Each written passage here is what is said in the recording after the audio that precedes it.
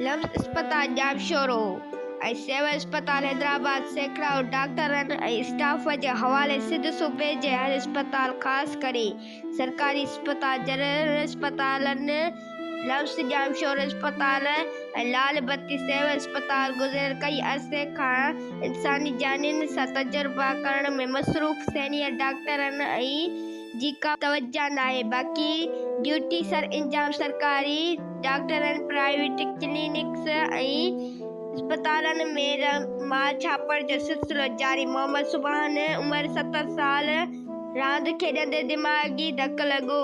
दिमाग़ जे अंदरूनी हिसे में रतु ॼमी वियो। सिविल अस्पताल हैदराबाद जे चाइल्ड एमरजेंसी वार्ड में सैकड़ाओं डॉक्टरनि दिमाग़ जे बजाय चेस्ट एक्सरे कराइण जो चयो। डॉक्टरनि खे ज़ख़्मी थियल मासूम जे मालिकनि चयो त डॉक्टर साहब हिन खे दिमाग़ी धकु लॻो आहे, दिमाग़ में स्वेलिंग वधी थी वञे। उन ॻाल्हि ते सैकड़ाओं डॉक्टरनि चयो त डॉक्टर असां आहियूं या तव्हां आहियो, जान छॾियो ऐं हलिया वञो, हिते तव्हां लाइ को बि इलाजु नाहे। उहो ॿुधी मालिकनि पाण मुरादो दिमाग़ जी सीटी स्कैन कराए ऐं रिपोर्ट में वाज़े थियो त दिमाग़ जे रॻ डैमेज थियण सां दिमाग़ में रतु ॼमी वियो आहे।